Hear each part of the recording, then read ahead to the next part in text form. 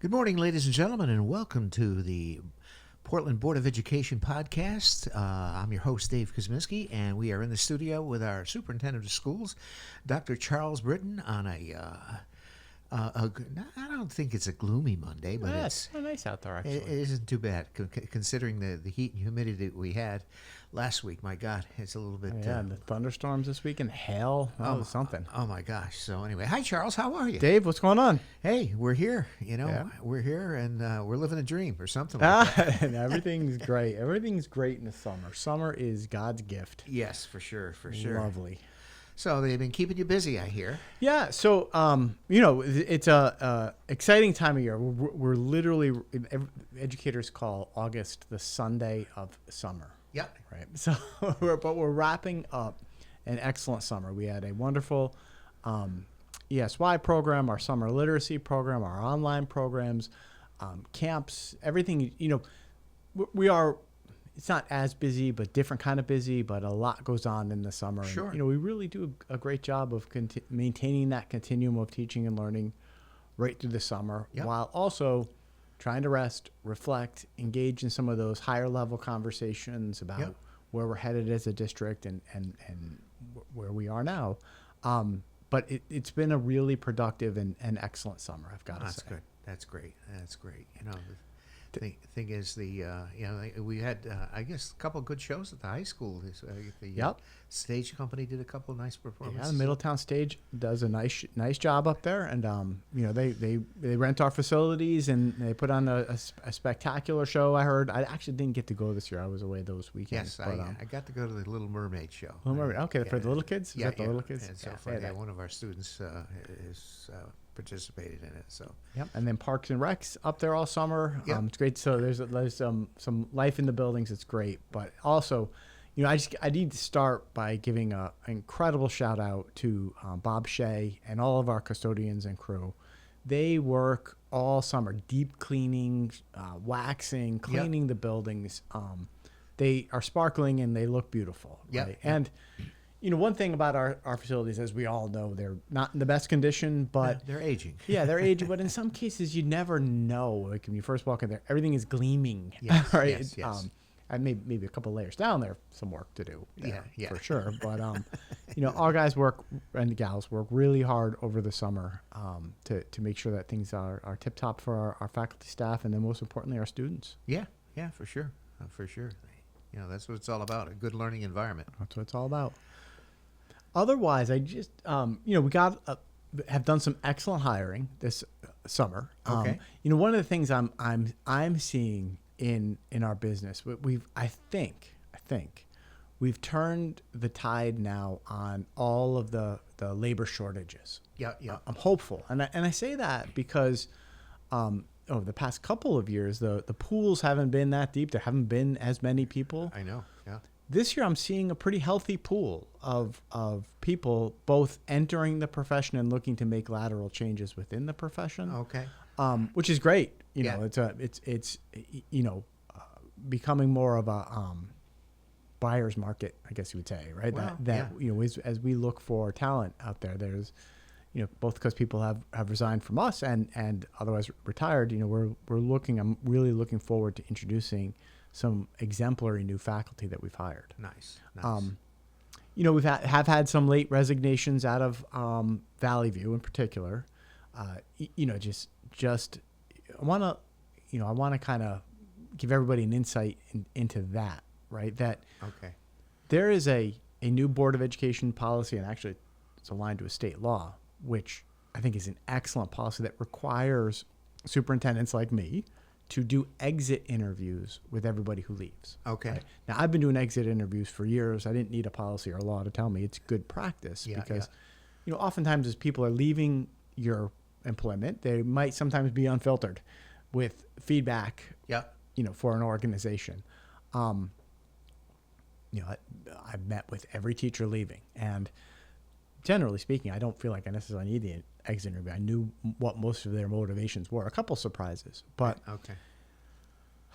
every teacher who's leaving us, I think, has been leaving for all of the right reasons. Okay. Right, in terms of their lives, not Sure. necessarily in terms of how it affects us. Right. But, Right. You know, either because they're going on to pursue leadership positions Yeah, yeah. in other districts, and in some cases, teaching positions where they're paid an awful lot more. Yes. Right. I mean, Portland is a little lower on the Scale. end. Yeah, yeah. And sometimes teachers are also able to get years of credit in other districts. So lots of teachers reporting who are leaving that, they're being compensated Better. Yeah. And then, of course, the other big one is anytime you can cut down on your commute, that's a good reason. Sure. Right. Or, family challenges or life circumstances that have come up. Yeah. But what I do find really rewarding about these exit interviews is everybody just spends so much time reflecting on how much they love the kids in the community in Portland. Yeah. Not a single exit interview have I ever done where somebody's like, I'm out of here because this place is toxic. Right? Yeah. Certainly, I'm not going to suggest we're Lake Wobegon. Nothing is ever perfect. Right. Work is hard. Jobs Sure. are hard. Education is difficult. And there are always things that are stressful in our business. Trust me, I know, right? This is why I look like this, right? Yeah. But everybody that leaves generally commented on what a wonderful community this is, Yep. how much they love the kids who are fabulous, and how much they've enjoyed the working relationships with colleagues and families in town. Not once have I heard, yeah, Portland's toxic. I'm out of here because I can't take it anymore. Right. Which is, I guess I would describe as very rewarding. Yeah. Feels good For sure. for that. So for those people who are leaving, I'm going to miss you. I wish them all well.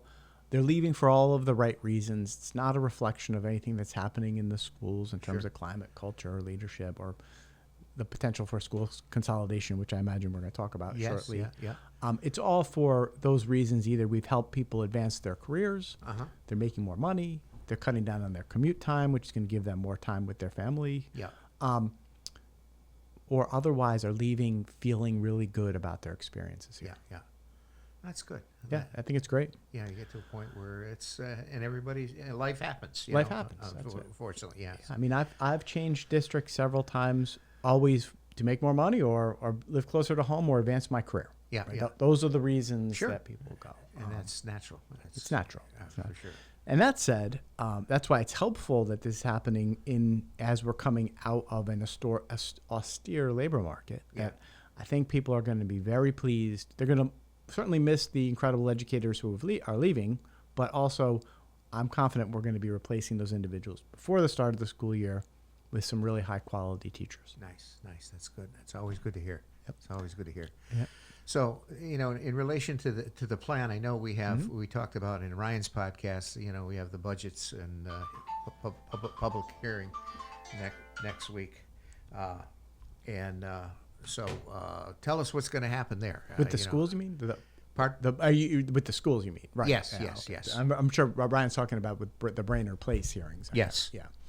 So, what's interesting, and I got to be careful, right? I just want to I'm going to be talking to everybody about this.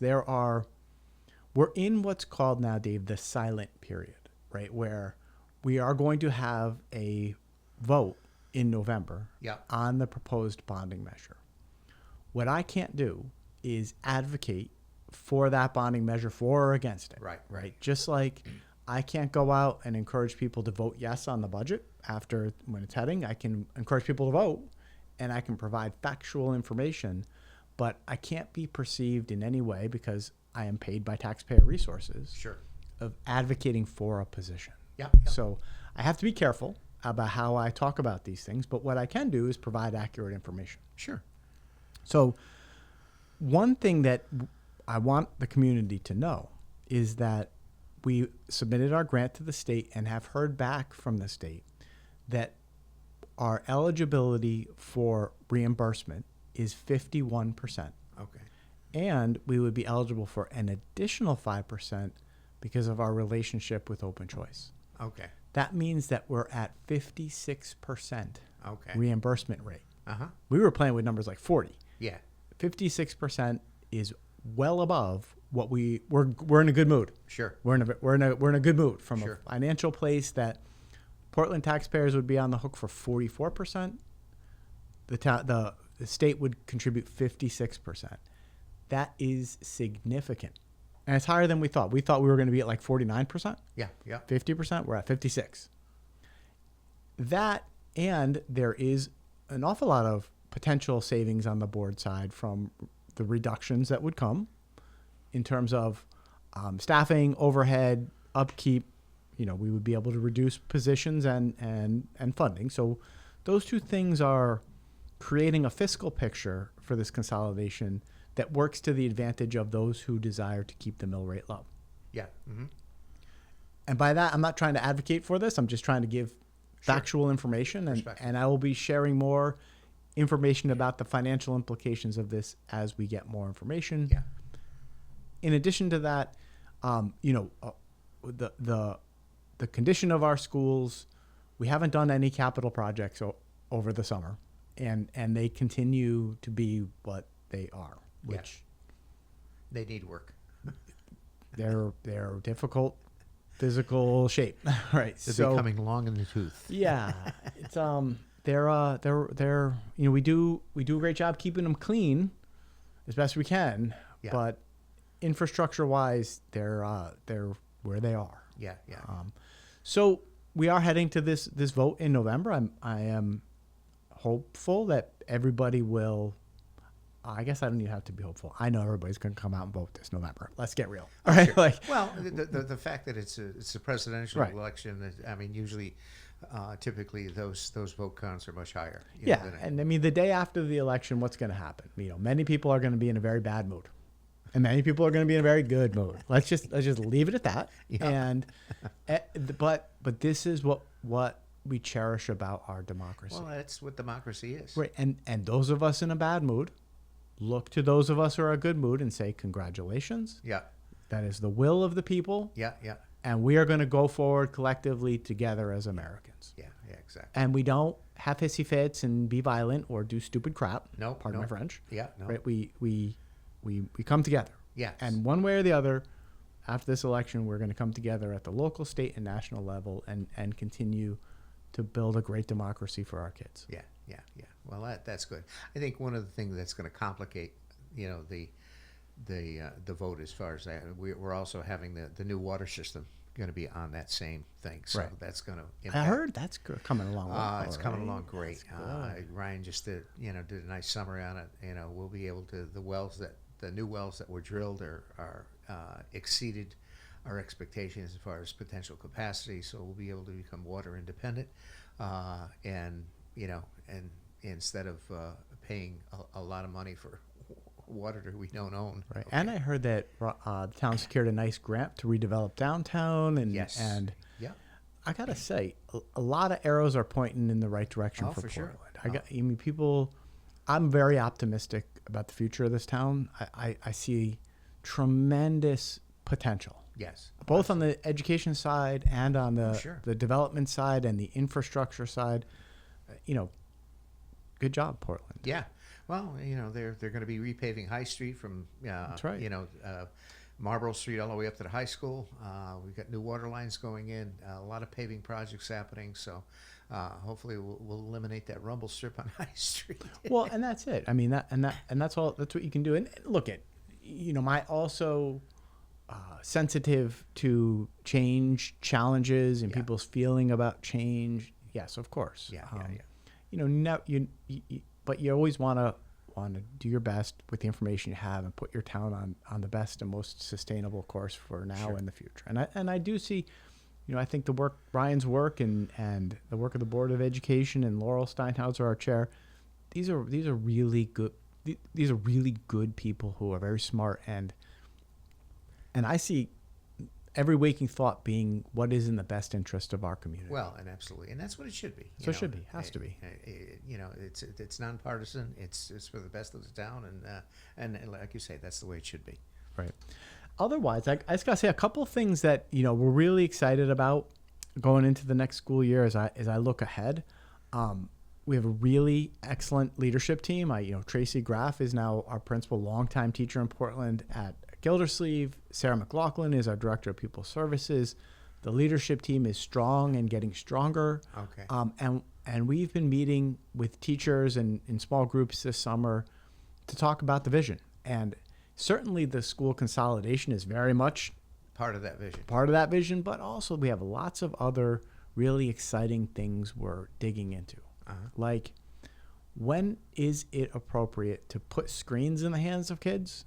And when is it appropriate to take those screens out of the hands of kids and focus more on that play-based learning? Sure. You know, provide those manipulatives to kids. Get them off the screens as much as possible while in school, right? Yeah. And that's something we're going to wrestle with. Yeah. And I think community-wide, we as a community have to talk to ourselves about, we read a book called The Anxious Generation, The Great Rewiring of the Kids, right? When is it appropriate for kids to have the cell phones and the social media and the technology? And when is it time not to have that? It's a conversation I look forward to having with everybody. I don't profess to have all of the answers, but it is something I'm very curious about. For sure. Also in the area of technology, I know I've talked about it here in the past, but how is AI changing teaching Yes. and learning? Yes. Are we on a path for AI, all of the positive potential for it to be realized, Yep. while we try to quarantine the negative influence of it, Correct. or not, right? We're in a brave new world. We're in a really interesting place about how AI is going to shape learning in the future, right? My mindset is we can't ban it. It's No, here. It's here. We have to use it. We have to show folks how to use it appropriately, ethically, but also not let it get in the way of learning, Sure. right? Yeah. I mean, if AI starts to become a doom loop of, we use AI to develop the lessons and come up with the activities, kids use AI to do the work, and then we use AI to assess the work, that's a loop we're not going to get caught in, right? Yes. But how do we do that? How do we stay out of that AI doom loop and make sure that we don't take the human out of it? Yes. Like, how do you keep the human in that AI equation when it is so powerful and can access as much information for us? Absolutely. But these are really exciting times. Yeah. I mean, no doubt. the potentials I see, are transformatory, Yeah. transformational, I should say. For sure. So I guess summer sports are Yep. getting ready to come back. Captains practices, kids are doing their AP summer work. We're soon going to be turning on Power School. People are going to be looking at schedules. Okay. All of that excitement, orientations and back to school nights and bus schedules, the whole thing, Dave. Fun. Here we go. Buckle up. Yeah, there we go. Buckle up and, keep your feet inside the ride until it comes to a complete stop. That's it. And enjoy it too, right? I mean, enjoy it. It's, sometimes, and I always, as a parent, I remind myself about this with my own kids. Like, I'm often telling my children, how is what you're doing now preparing you for the future? Yeah. Right? Yeah. You have to create a good record. You have to work hard now so that in the future you will be rewarded for that. Yeah. And sometimes I stop and remind myself, we only get so many trips around the sun. This is for sure. Enjoy the now. Exactly. The future will happen. Yeah, whether we want it to or not. Right. And we make good choices now and engage appropriately in our surroundings now, but it is not, all we do now is not about preparing for some unknown future. It is about enjoying our community and our kids and our experiences in the moment. The sun's going to come up tomorrow morning, whether we want to or not. That's right. Yeah. So all the stressors especially that we put on kids with high school and pushing them to exceed and excel and compete and all that, those are fine things. But enjoy this moment as we circle the sun. Yeah, exactly. Stop and smell the coffee or Right. something like that. Fantastic.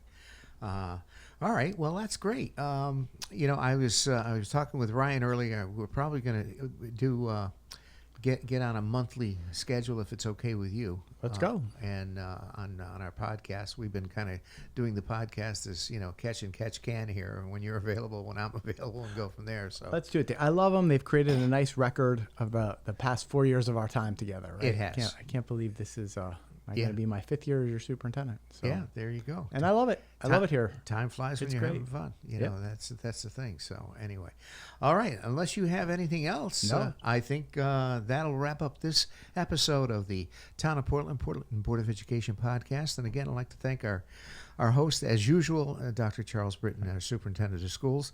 And that about wraps this up. I'm your host, Dave Kosminski, and we will catch you next month. And have a safe August. Enjoy yourself. Enjoy the summer. And that is all. Thank you very much.